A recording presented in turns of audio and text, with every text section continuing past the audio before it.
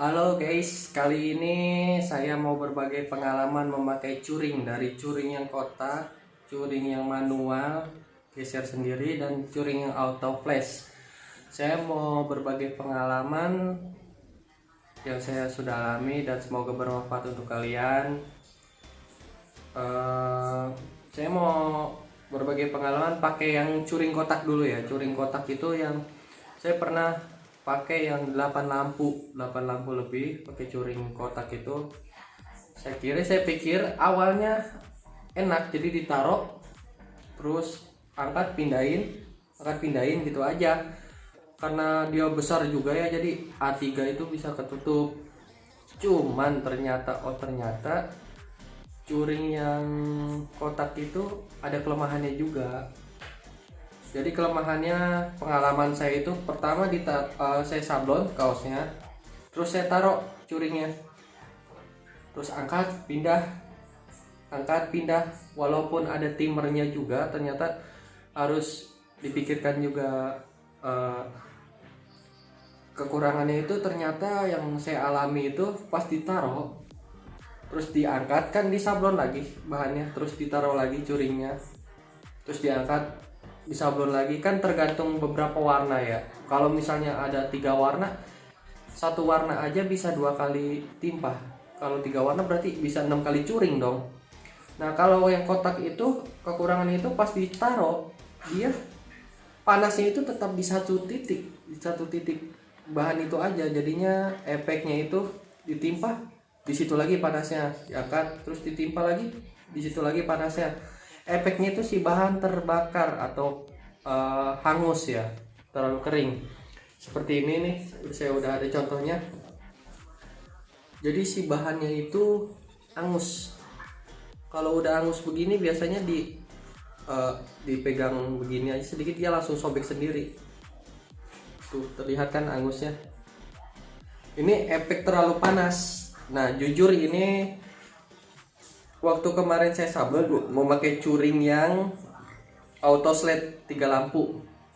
Ternyata saya juga kaget, ternyata bisa terbakar juga, padahal dia udah bisa berjalan sendiri. Jadi panasnya nggak dalam satu titik, ternyata masih bisa terbakar juga dan keluar api guys. Saya sampai kaget. Jadi yang pertama yang kotak, efeknya itu, kekurangannya itu yang saya alami itu ternyata karena panasnya di satu titik aja ditaruhnya, jadi efeknya si bahan bisa terbakar juga satu. Nah terus saya ganti lagi sama yang manual, jadi digeser sendiri kan panasnya jadinya nggak terlalu di satu titik, jadi si panasnya geser, jadi si bahan nggak terlalu panas di satu titik gitu, jadi lebih aman untuk ininya, apa namanya, nggak terbakar gitu. Ternyata kalau yang manual itu kita harus apa ya, terbiasa dengan irama gesernya biar si bahan juga nggak terlalu panas, dan si sablonnya juga nggak terlalu kering dan nggak terlalu setengah kering gitu. Jadi harus terbiasa gitu. Kalau kekurangannya, kalau misalnya kuantitinya yang banyak ya pegal juga. Terus saya coba pakai yang auto slide, dia bergerak sendiri seperti yang ini. Jadi dia udah ada ininya, staplernya, dinamonya, jadi dia bisa bergerak sendiri. Jadi enak, nggak terlalu capek buat megang-megang ini juga. Cuman ada ininya juga, ada kekurangannya juga ya. So, berbagai kekurangannya dan kelebihannya. Ngopi dulu guys, haus nih ngomong mulu. Ini ada kekurangan juga ya. Satu kekurangan itu harga lumayan. Kalau yang saya ini 3 lampu curing, jadi bisa nyampe 2 juta lebih. Saya nggak mau sebutin berapa nominal pasnya karena harga bisa berubah-ubah, tapi saya beli ini 2 juta lebih. Kekurangannya itu harga ya lumayan, dua juga wattnya. Jadi kalau lampu curing itu biasanya 600 watt, dua lampu curing berarti 600 kali 2 1200, dan yang saya ini 3, jadi 600 kali 3 1800 watt jadinya. Lumayan wattnya lumayan besar, jadi harus punya kWh listrik di rumah yang lebih dari 1800, biasanya 2200 aman biar nggak ngejepret kan. Terus satu harga, kedua watt, ketiga itu bisa terbakar juga. Dan yang ini yang saya bilang, ini pengalaman saya, ternyata bisa terbakar juga. Ini saya pakai yang 3 lampu, saya kirain aman karena dia berjalan sendiri, jadi panasnya itu berjalan sendiri. Ternyata masih ada nggak amannya juga guys. Jadi saya juga kaget sampai si bahannya itu keluar api. Saya juga kaget itu. Ya efeknya seperti itu, terbakar dan rapuh, harus ganti bahan lagi gitu. Untuk kelebihannya,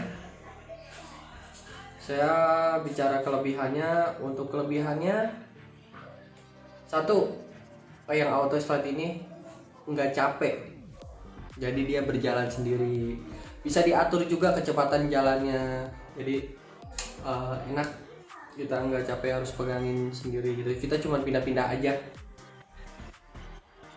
Nah, kedua juga ini membantu untuk gambar-gambar sablon yang besar, misalnya A3 full.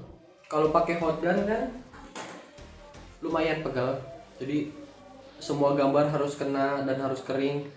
Kalau 1 kali sablon langsung solid, kalau 2 kali atau 3 kali berarti 2 kali 3 kali untuk 1 warna aja. Kalau misalnya ada 5 warna, bayangin aja 5 kali 3 15 kali muter A3, pegal lumayan.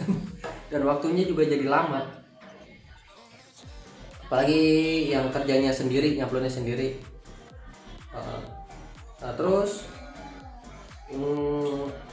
enaknya untuk membantu untuk di pekerjaan gambar besar pakai curing auto flash ini enak, dia berjalan sendiri, jadi kita tinggal pindah-pindah aja. Ya begitu aja, saya mau berbagi pengalaman saya. Yang ke-1 itu hati-hati gosong aja atau kebakar, yang seperti pengalaman saya yang tadi saya terangin. Ternyata bahannya bisa terbakar karena terlalu panas di satu titik. Yang slide juga, dia ternyata harus tahu takaran kecepatannya biar enggak terbakar gitu. Ini saya yang 3 lampu bisa terbakar. Ya itu aja. Nah, saya juga yang kotak itu, karena satu titik ditaruhnya, jadi panasnya di satu titik lagi, satu titik lagi, si bahan jadi cepat terbakar dan robek dan harus ganti bahan dan dikomplain sama yang pesan sablon. Saya udah pernah dikomplain kayak gitu, rasanya sakit guys, harus ganti bahan juga, kerjaan 2 kali. Ya itulah, jadi pengalaman saya berbagi pengalaman ini biar kalian, mungkin bermanfaat untuk kalian, biar kalian tahu, mungkin jadi kalian jadi sedikit tahu apa kelebihan dan kekurangan curing. Jadi tinggal dipilih aja mau pakai hot gun atau curing, tinggal dipilih aja. Kalau untuk yang gambar kecil sih bisa pakai hot gun, lebih cepat pakai hot gun aja set. Kalau yang gambar besar saya biasa pakai curing biar nggak pegal tangan. Oke, gitu aja saya berbagi pengalamannya. Jangan lupa like dan subscribe ya guys. Kalau ada pertanyaan di kolom komentar aja, insya Allah nanti saya balas. Jangan lupa tonton juga video-video saya tentang sablon, mungkin bermanfaat untuk kalian, mungkin ada ilmu-ilmu yang sedikit-sedikit yang bisa membantu kalian. Semoga bermanfaat dan semangat ya guys, tetap nyablon. Thank you.